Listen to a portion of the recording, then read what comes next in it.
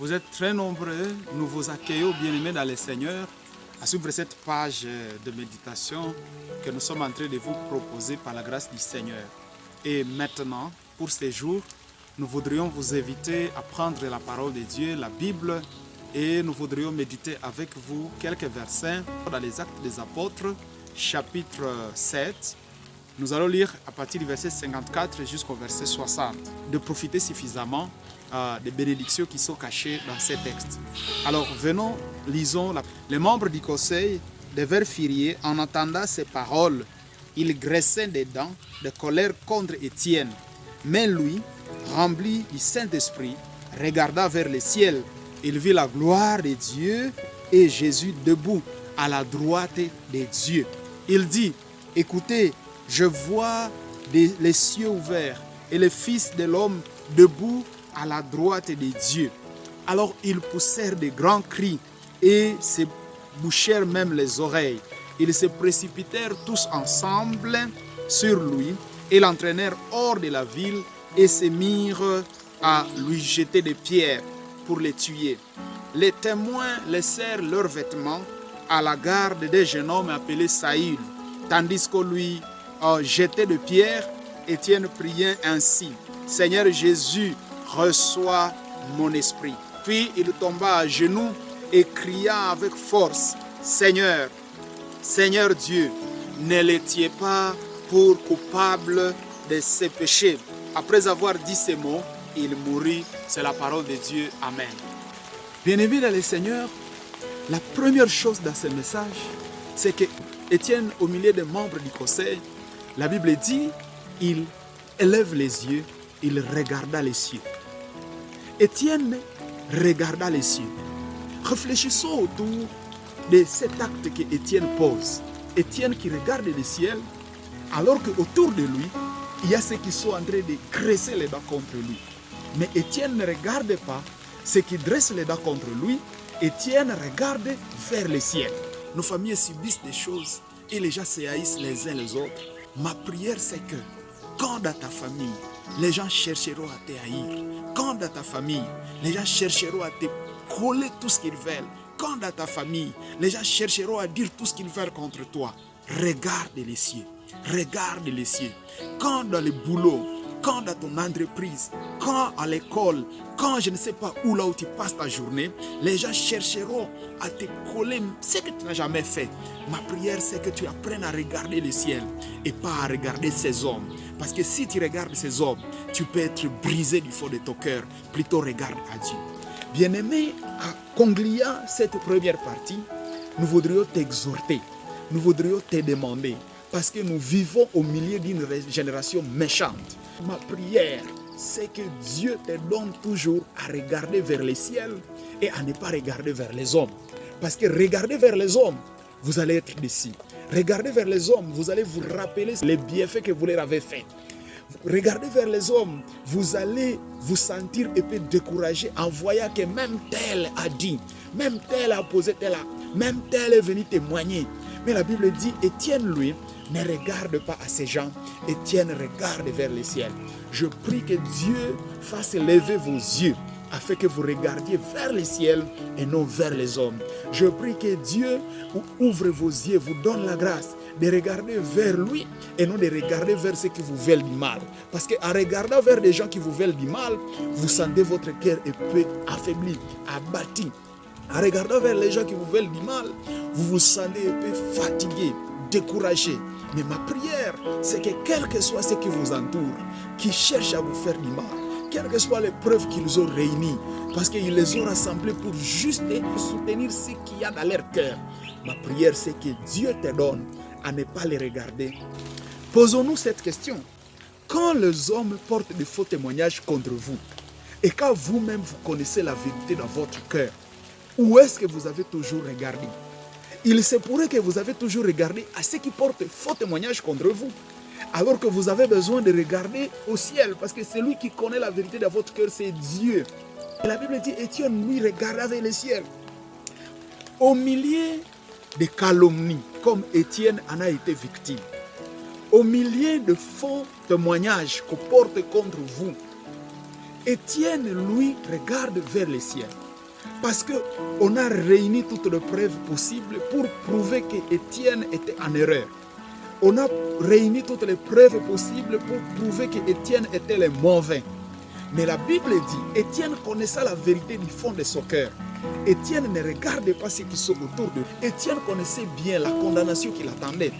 Étienne connaissait bien la sanction qu'il subirait. Mais Étienne ne se préoccupe pas de ceci. Étienne, lui, regarde vers le ciel. Et nous allons à la deuxième partie de ce message. Après que Étienne eut regardé vers les cieux, la Bible dit, il vit la gloire de Dieu et Jésus-Christ est debout à la droite de Dieu. Il y a des choses que nous pouvons voir si nous apprenons à ne pas regarder à ce qui nous cause du mal.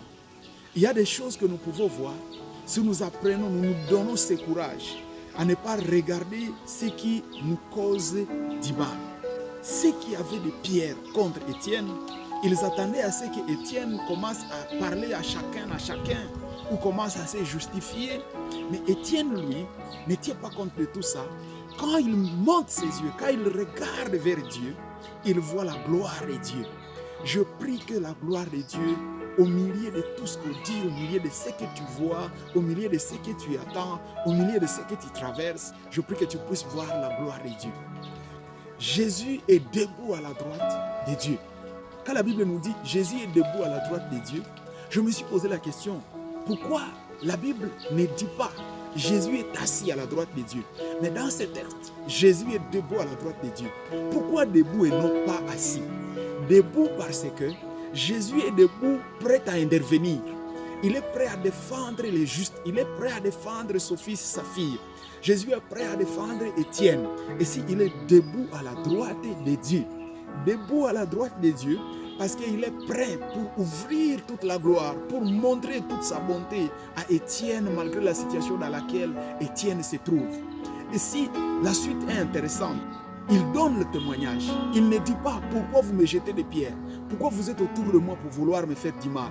Mais il dit, je vois les cieux ouverts et le Fils de l'homme debout à la droite de Dieu. Il ne dit pas bien-aimé, parce qu'il le connaissait. Étienne, c'est juif, il connaît bien ceux qui sont autour de lui. Il connaît qui est le chef du Sanhédrin, ou bien qui est le responsable du Sanhédrin à ce temps. Il connaît bien qui sont qui et qui. Il pouvait connaître. Il pouvait dire, frère, c'est toi qui viens me faire ça. Mais parce qu'il a regardé vers le ciel, il voit la gloire de Dieu. La gloire de Dieu. Et après avoir vu la gloire de Dieu, la Bible dit, il voit Jésus à la droite de Dieu. Et en voyant Jésus à la droite de Dieu, il ne vient plus avec des paroles plaintives. Il ne vient plus pour se plaindre, mais il vient pour dire, bien-aimé, j'ai un témoignage. Je vois la gloire de Dieu et Jésus-Christ debout à la droite de Dieu. Ma prière, c'est que tu apprennes à te rappeler tous les jours que Jésus-Christ est debout pour toi. Il est debout parce qu'il veut intervenir pour ta cause. Il est écrit à Job 19, le verset 25, que je sais que mon rédempteur est vivant. Il s'élèvera même les derniers. Il s'élèvera pour moi. Parce que celui que je vois, au milieu de ce que je traverse, je ne vois pas Dieu. Au milieu de ce qui nous arrive, je ne vois pas peut-être Dieu. Au milieu de ceux qui ont des pierres pour me lapider, je ne vois pas Dieu. Au milieu de ceux qui portent des faux témoignages contre moi, je ne vois pas peut-être Dieu. Mais ici, il dit, je vois Dieu.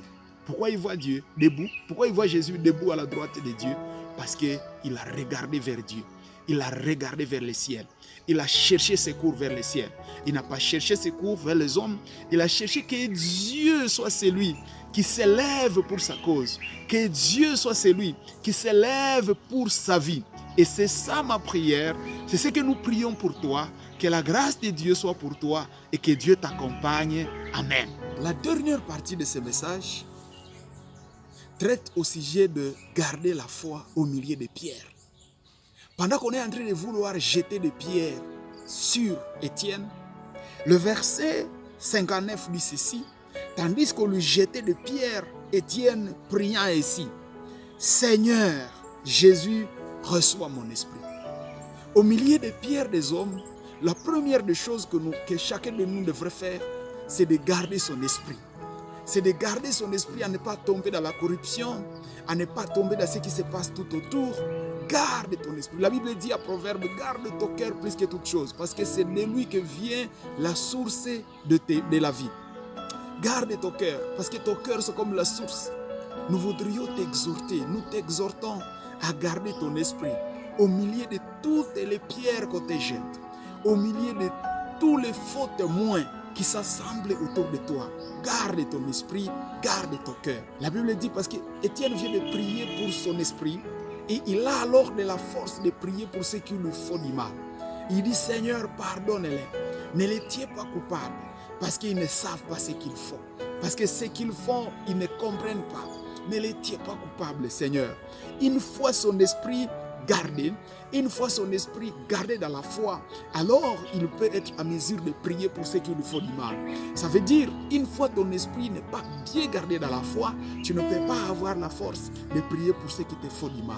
Et puis la Bible dit, il pria, Seigneur, pardonne-leur, parce qu'ils ne savent pas ce qu'ils font. Ma prière, c'est que ta foi soit gardée. Ma prière, c'est que ton esprit soit gardé. Que ton esprit, ton âme, ton corps soit gardé intact dans le Seigneur. Soit gardé irréprochable, non seulement irréprochable, mais aussi protégé par le sang de Jésus, parce que c'est de ça que vient la vitalité spirituelle que tu as.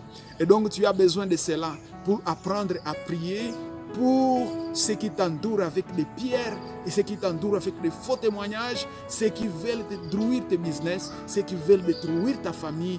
Tu as besoin d'avoir un esprit gardé par Dieu, un esprit gardé par le Seigneur afin d'avoir la force de prier pour eux. Que Dieu te bénisse et que Dieu te garde.